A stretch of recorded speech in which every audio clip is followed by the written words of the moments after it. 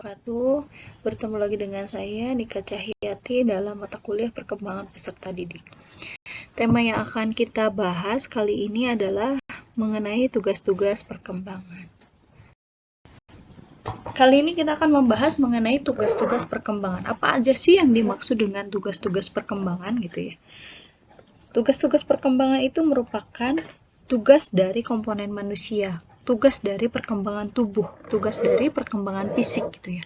Jadi fisik kita itu memiliki tugas, misalnya memiliki tugas untuk kesiapan dalam berjalan.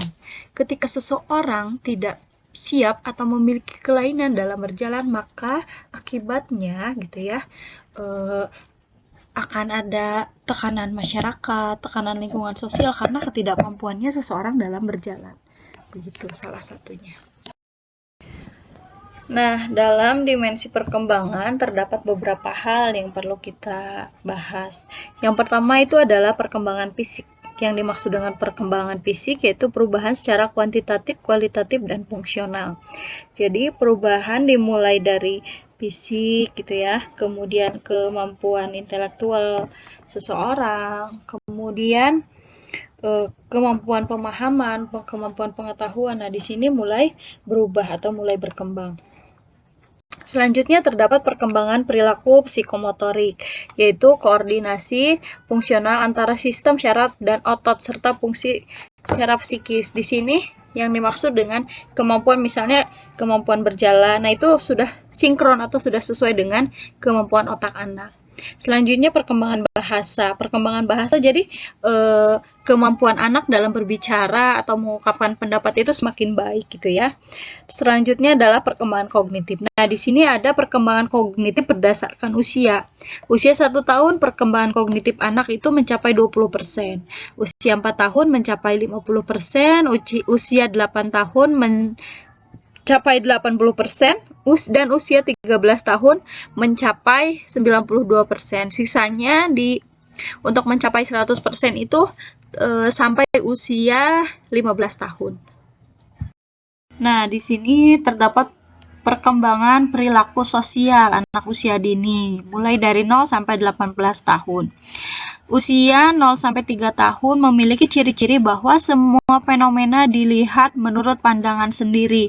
Jadi, menurut anak usia 0 sampai 3 tahun semuanya yang ia lakukan itu adalah sebuah kebenaran gitu ya. Jadi dia merasa egois atau egosentris gitu, merasa menurut pandangannya benar ya sudah itu adalah sebuah kebenaran gitu ya. Misalnya seperti ini, anak itu sedang menelpon orang tuanya, kemudian ayahnya itu bilang, "Nak, ibu ada." Si anak itu bukan berkata ada, tapi dia mengangguk. Nah, itu adalah egosentris. Dia merasa bahwa apa yang dikatakan ia itu adalah hal yang dilihat juga oleh ayahnya. Tapi kenyataannya kan tidak. Ini adalah sebuah telepon gitu ya. Kemudian usia 3 sampai 4 tahun. Anak usia ini suka sekali membantah gitu ya. Karena dia masih dalam tahap egosentris gitu. Jadi menurut dia apa yang dia lakukan itu adalah sebuah kebenaran gitu ya. Ini terdapat usia 3 sampai 4 tahun. Kemudian perkembangan perilaku sosial pada anak 4 sampai 6 tahun. Nah, usia 4 sampai 6 tahun ini mulai menyesuaikan dengan aturan.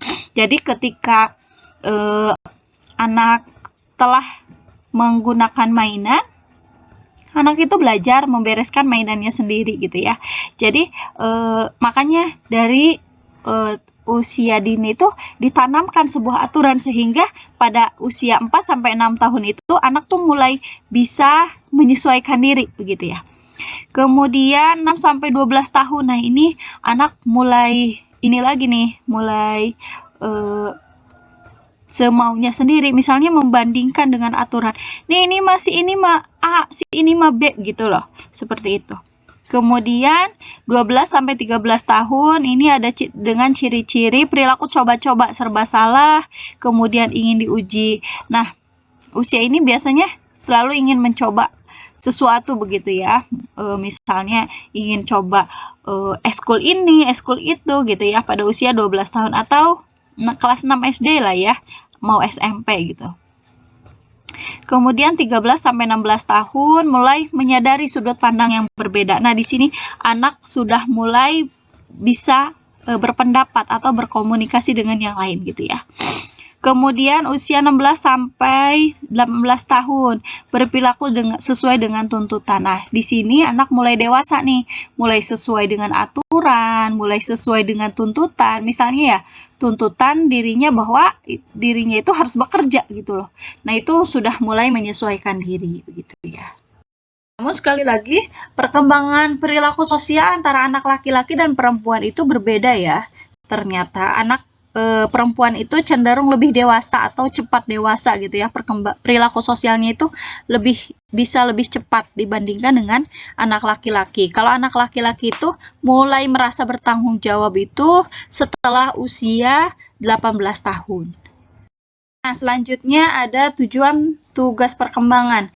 Di sini kita harus mengetahui tujuannya apa sih dari tugas-tugas perkembangan tersebut gitu ya, yang telah kita jabarkan sebelumnya. Yang pertama, sebagai petunjuk untuk mengetahui taraf pencapaian.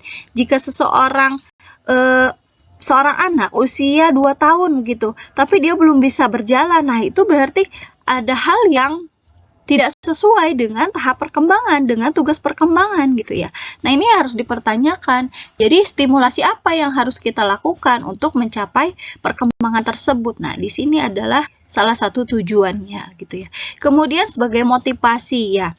Misalnya anak nih sudah bisa tengkurap nih gitu ya. Anak tuh mau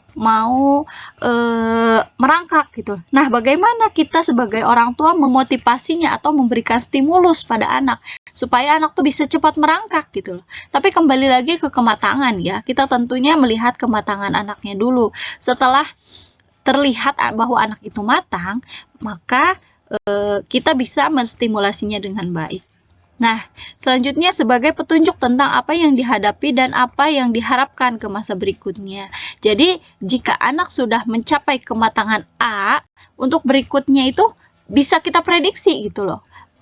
Kira-kira anak tuh mampu apa lagi setelah ini, begitu ya. Nah, itu salah satu atau beberapa tugas-tugas dari tujuan tugas perkembangan. Nah, pembahasan selanjutnya adalah bahaya potensial. Yang dimaksud dengan bahaya potensial, nah ini kita bisa lihat ya. Yang pertama adanya harapan yang kurang tepat gitu ya. Jadi ya, kalau misalnya kita sudah menstimulasi, sudah memotivasi, kemudian tidak terjadi begitu apa yang kita harapkan. Nah, ini adanya harapan yang kurang tepat gitu ya. Jadi kita berharap anak tuh sudah cepat berjalan, tapi ternyata memang anak belum matang begitu ya, atau anak memang ada kelainan di dalam kemampuan motoriknya, makanya ada harapan yang kurang tepat gitu ya. Kemudian melangkahi tahapan tertentu dalam perkembangan sebagai akibat dari kegagalan. Misalnya begini, anak tuh tidak bisa tengkurap, seorang anak tuh tidak bisa tengkurap langsung duduk, tidak bisa duduk, tapi ketika berdiri dia langsung bisa berdiri gitu loh. Nah, itu berarti ada beberapa tahap yang terlewati, tengkurapnya, duduknya, kemudian merangkaknya itu terlewati. Nah, pasti di sini ada salah satu indikator capaian yang nanti gitu ya, indikatornya tidak akan tercapai gitu loh, entah dari kemampuan sosialnya, entah dari kemampuan emosionalnya yang kurang baik gitu. Karena apa? Karena perkembangan motoriknya tuh ada yang tertinggal gitu loh, sehingga mengakibatkan dari kegagalan gitu ya. Kemudian keharusan menguasai tugas perkembangan karena dapat memunculkan ketegangan individu. Nah, ini bisa jadi salah satu penyebab nanti gitu ya, dikucilkan gitu ya, atau tidak dapat diterima di lingkungan sosial jika tidak sesuai dengan harapan perkembangannya itu. Nah, itu pemaparan materi dari saya, kurang lebihnya mohon maaf. Semoga apa yang saya share kali ini, apa yang saya berikan kali ini bisa bermanfaat untuk semuanya. Saya akhiri, terima kasih semuanya. Wassalamualaikum warahmatullahi wabarakatuh.